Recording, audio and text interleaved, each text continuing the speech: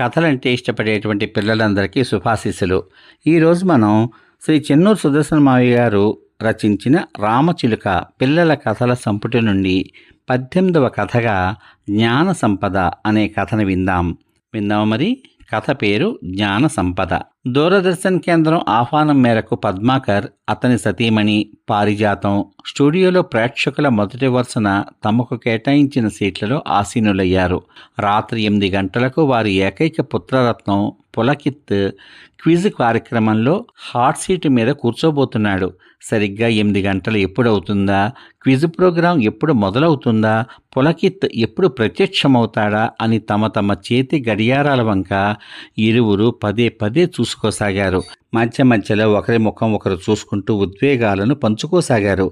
నా శ్రమ ఫలించబోతోందా, నా కొడుకు నా పేరు నిలబెడతాడా అని పారిజాతం మనసు పాదరసంలా ప్రాకులాడుతోంది. పద్మాకర్ మాత్రం పులకిత్ మీద పూర్తి నమ్మకంతో భరోసా కలిగి ఉన్నాడు. కానీ పైకి ఏమాత్రం కనబడనివ్వకుండా జాగ్రత్త పడుతున్నాడు. సరిగ్గా 8 అయింది. దూరదర్శన్లో వాణిజ్య ప్రకటనలు ఆగిపోయాయి.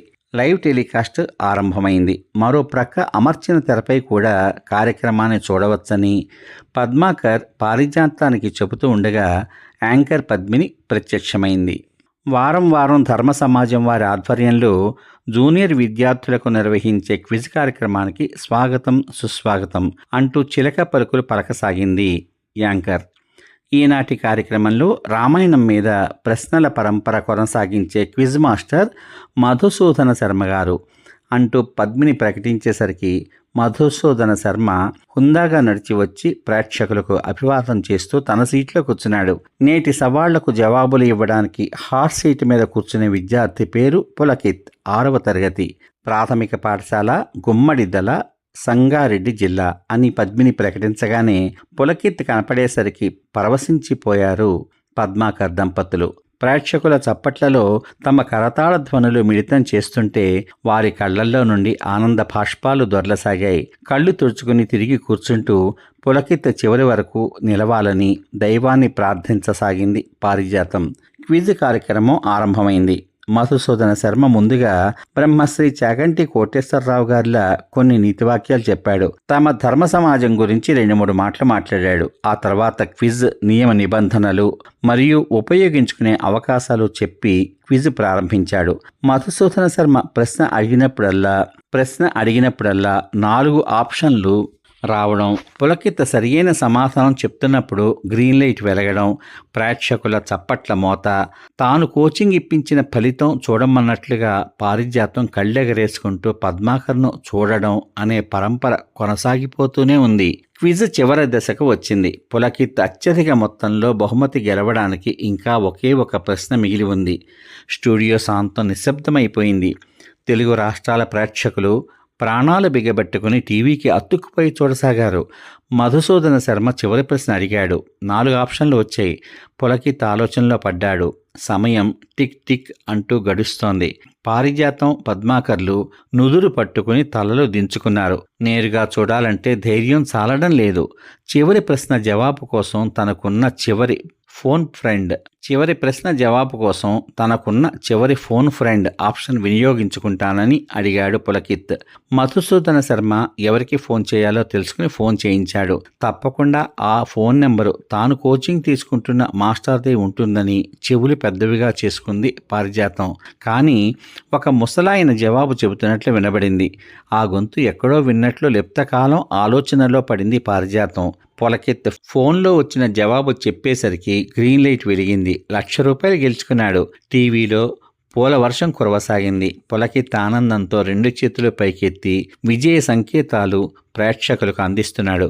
మధుసూదన శర్మ లేచి వచ్చి పులకిత్ను ఆప్యాయంగా హత్తుకున్నాడు. 2 నిమిషాలు విజయోత్సవాల తర్వాత మధుసూదన శర్మ పులకిత్ను తనకు రామాయణం గురించి ఇంత లోతుగా నూరిపోసింది ఎవరు అని ప్రశ్నించాడు.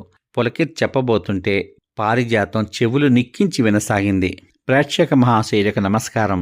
నాన్న ప్రోత్సాహంతో నాకు రామాయణం, మహాభారతం ఇంకా అనేక జానపద కథలు, పౌరాణిక శాస్త్రాలు బోధించేది మా నానమ్మ, తాతయ్యలు అనగానే పారిజాతం కోపం సర్రున అరికాలి మంట నెత్తికెక్కింది.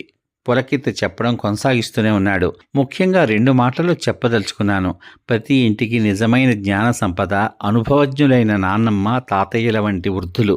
అలాంటి సంపదను వదులుకోవద్దని ప్రతి ఒక్కరిని వేడుకుంటున్నాను అంటూ 2 చేతులా నమస్కరించాడు పులకిత్. మా ఇంట్లో నాన్నతో రోజూ గొడవ పడేది అమ్మ. ముసలివారి మూలాన నా చదువు సరిగ్గా సాగడం లేదని, వారిని అనాథాశ్రయంలో చేర్చమని పోరు పెట్టేది. గొడవ జరిగినప్పుడల్లా నాన్నమ్మ, తాతయ్యలు అన్నం తినకుండా పస్తులు పడుకునేవారు.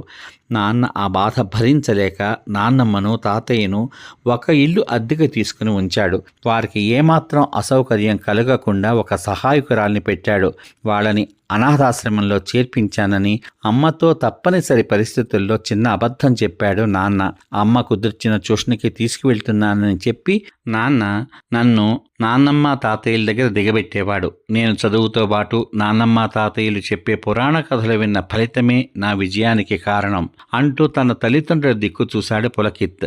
పారిజాతం ముఖం పాలిపోయింది. పద్మాకర్ మొహంలో చిరునవ్వు. మరో ముఖ్య విషయం, అనాథాశ్రమం అంటే అది అనాథలకు మాత్రమే. మా నాన్న, అమ్మ, నేను ఉండగా నాన్నమ్మ, తాతయ్య ఎలా అనాథలవుతారు? ఎప్పటికైనా నాన్నమ్మ, తాతయ్యలను ఇంటికి తీసుకురావాలని నా తల్లిదండ్రులను కోరుకుంటున్నాను.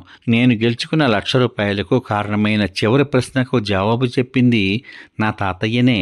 అమ్మమ్మ, తాతయ్యల కోరిక మేరకు ఆ డబ్బును అనాథల కోసం అనాథాశ్రమానికి ఇవ్వడానికి అనుమతించాలని నా తల్లిదండ్రులను వేడుకుంటున్నాను అంటూ శిరస్సు వంచి నమస్కరించాడు పులకిత్. ప్రేక్షకుల కరతాళ ధ్వనులు మిన్నంటాయి. పులకిత్ తల్లిదండ్రులను వేదిక మీదకు తీసుకువచ్చి తమ స్పందన తెలియచేయవలసిందిగా యాంకర్ పద్మిని ఆహ్వానించింది. మనసులో పులకిత్ను అభినందిస్తూ తనతో పాటు తలదించుకుని వేదికనెక్కుతున్న పారిజాతంలో మార్పు వచ్చినట్లు గమనించాడు పద్మాకర్. సమాప్తం. ఇంతవరకు మీరు శ్రీ చెన్నూరి సుదర్శన మావయ్య గారు రచించిన రామచిలుక పిల్లల కథల సంపుటి నుండి 18వ కథగా జ్ఞాన సంపద అనే కథ విన్నారు.